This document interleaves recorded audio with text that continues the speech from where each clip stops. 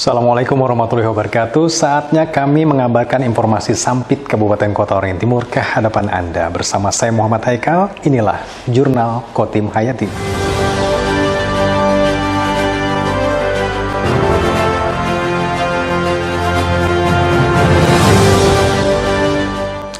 Informasi peralihan cuaca menjadi rangkaian informasi pertama yang akan kami sampaikan kepada Anda. Pemirsa, cuaca panas ekstrim yang melanda kota Sampit, Kabupaten Kota Waringin Timur, kini telah berakhir.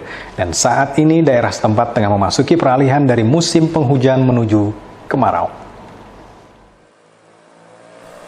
Beberapa waktu lalu, cuaca panas yang sangat terik melanda beberapa wilayah di Indonesia, termasuk di kota Sampit, Kabupaten Kota Waringin Timur.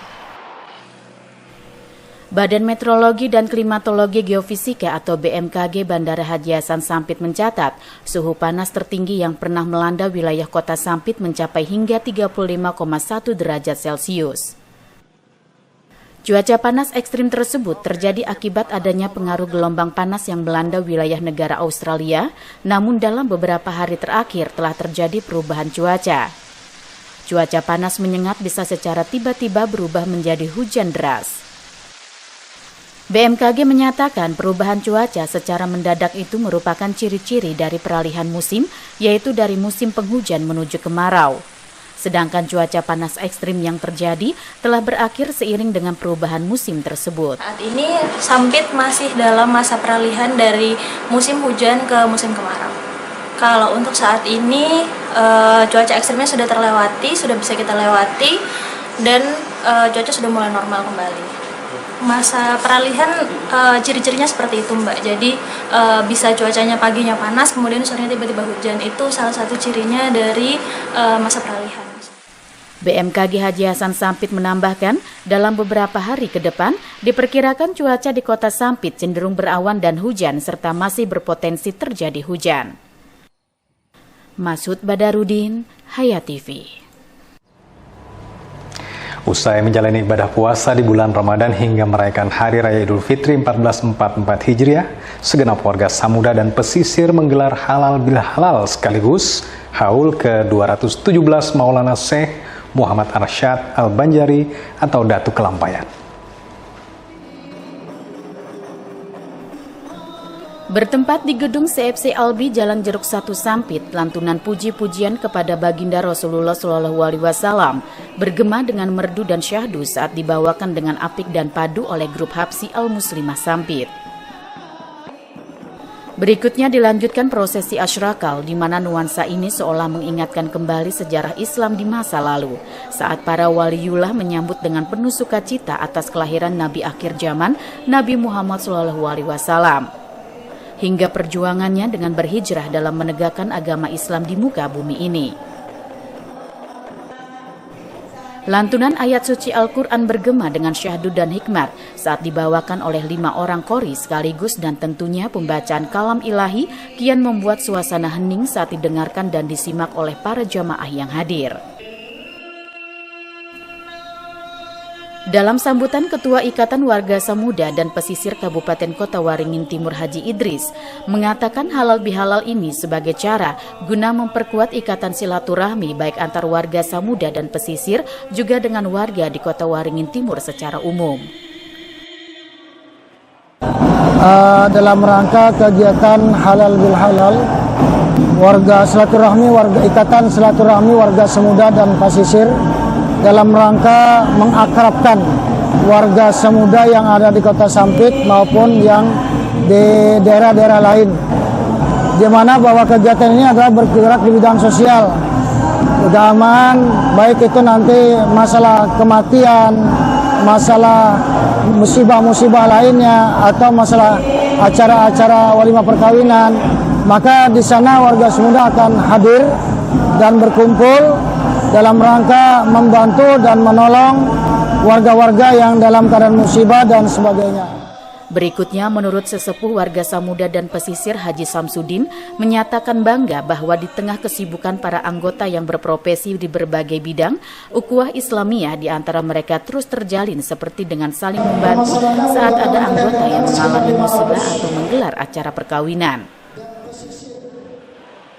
Sedangkan dalam sambutan, Kepala Kantor Kementerian Agama Kota Waringin Timur yang diwakili Kepala KUA Mentau Baru Ketapang Suryansah menegaskan pesan yang berupaya diwujudkan melalui tradisi halal bihalal bukan sekedar saling memaafkan, tetapi mampu menciptakan persatuan dan kesatuan antar anak bangsa, serta kemaslahatan bersama. Pada kesempatan ini oleh Guru Abdul Muin turut dilakukan pembacaan manakif Maulana Syekh Muhammad Arsyad Al-Banjari atau Datu Kelampayan.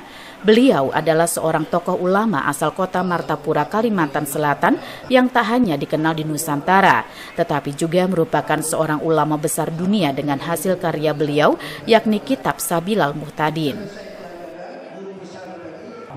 Sedangkan menurut Ketua DPD Jam'iyah Juriyat Arsyadi Kabupaten Kota Waringin Timur Ajibur Rahman, berharap kegiatan ini dapat berlanjut dan digelar tahun depan. Akhir Mei mendatang kembali digelar haul di Islamic Center dengan menghadirkan Abuya Arazi. Mudah-mudahan harapan ulun selaku Ketua Juriyat Datu Kelampayan yang ada di Kabupaten Kota Waringin Timur ini mengharapkan semoga kegiatan ini bisa berlanjut tahun depan. Kemudian insya Allah nanti kami yang dari Juriyat akan mengadakan haul agak besar yang berada di Islamic Center pada tanggal 30 Mei 2023 malam yang dihadiri insya Allah Abuya Arazi. Terima kasih. Assalamualaikum warahmatullahi wabarakatuh. Di penghujung acara dilakukan momen saling bersalaman antar warga yang berhadir sekaligus foto bersama. Normansa, Hayat TV.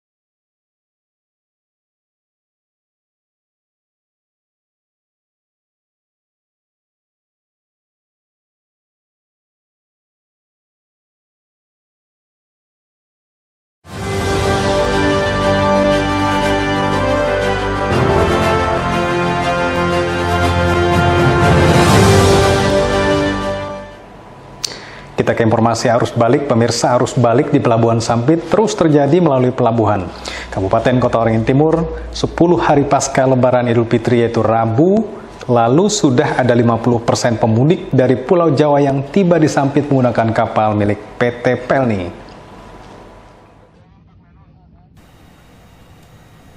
Rabu sore, kapal motor atau KM Kelimutu milik PT Pelni tiba di Pelabuhan Sampit Kabupaten Kota Waringin Timur. Kapal tersebut sebelumnya bertolak dari Pelabuhan Tanjung Perak, Surabaya, Jawa Timur. KM Kelimutu yang merupakan kapal angkutan arus mudik dan arus balik Lebaran tahun 2023 ini tiba di Pelabuhan Sampit dengan mengangkut 1.397 orang penumpang.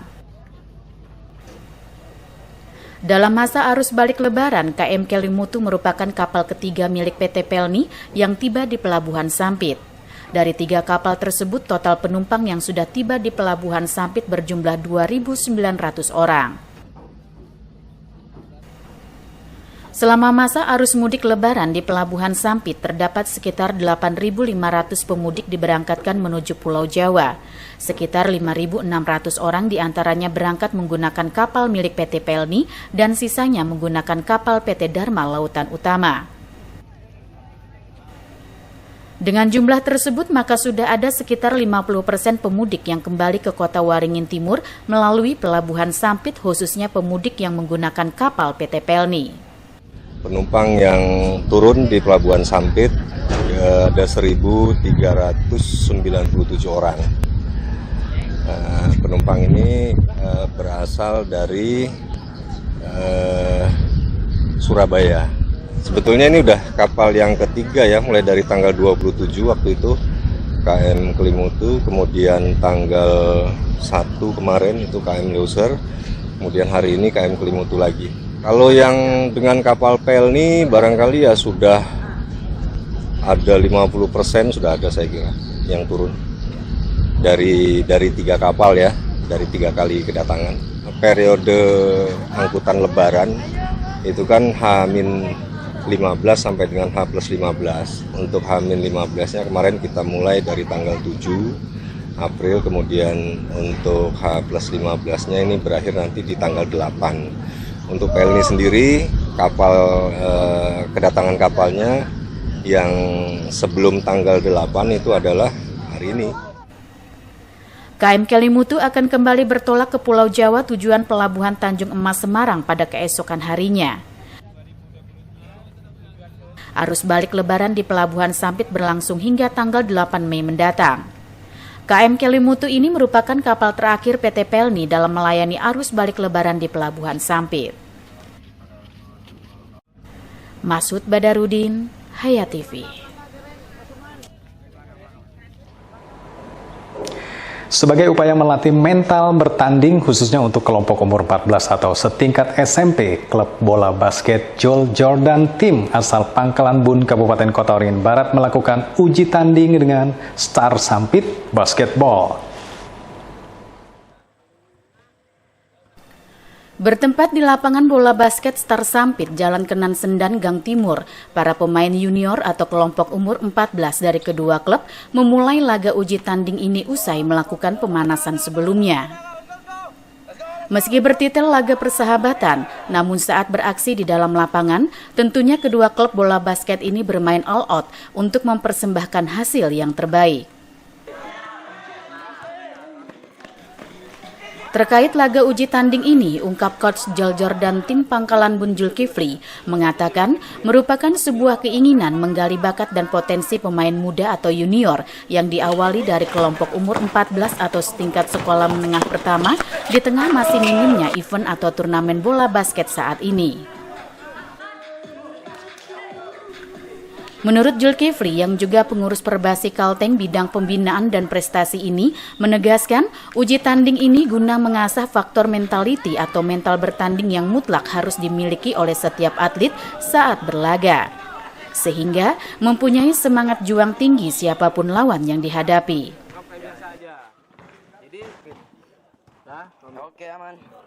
Saya karena mereka ini adalah persiapan untuk Popda tahun depan atau Poprov.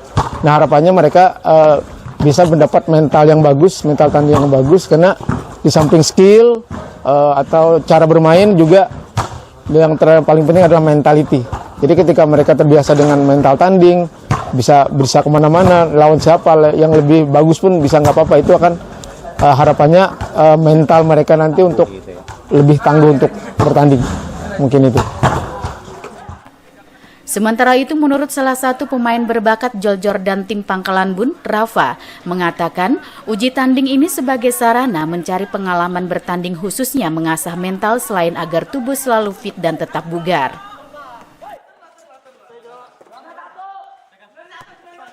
Pertama tentu saja kita akan mencari pengalaman di bidang basket, karena untuk kedepannya kita akan banyak melakukan pertandingan lagi, persiapan ke depannya tentu saja.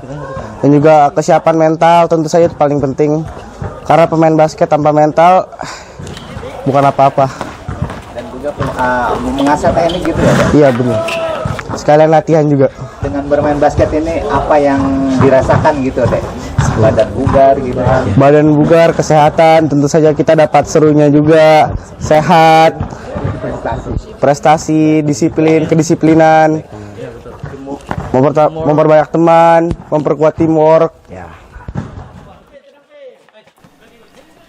Sedangkan menurut coach Star Sampit Basketball Akbar menyatakan klubnya secara rutin terus melakukan pola pembinaan pemain bola basket junior U14 meliputi penggodokan fisik, teknik, hingga tak kalah penting menempa mental bertanding setiap pemainnya.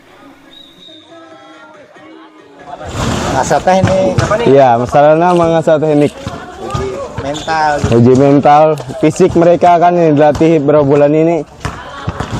Ini anak-anak ini rata-rata dari usia berapa sampai berapa? Dari usia 14 sampai 16. Oh, jadi masih level junior. Iya, junior SMP. Dari pengamatan Anda, potensi mereka seperti apa nih? Potensi mereka sih maju sih, maju. Berkembang lebih baik ini. Namun perlu latihan. Iya, latihan yang rutin, keras. Makanya diuji hari ini. Sarana lapangan basket di Sampit khususnya seperti apa menurut pandangan Anda? Nah, menurut saya kurang karena ada lapangan ini baru dari Star kan, dari klub kami. Menurut kami itu tambahan lapangan yang sangat sangat berguna lah buat basket di Sampit untuknya. Dengan upaya tersebut, tegas Akbar diharapkan akan lahir tim tangguh sehingga mampu bersaing dengan klub lainnya hingga tingkat nasional. Pada laga uji tanding ini, Jol Jordan tim akhirnya mampu mengungguli Star Sampit Basketball dengan skor 31-21. 1, 2, 3, cover! 5, 4, 6, champion!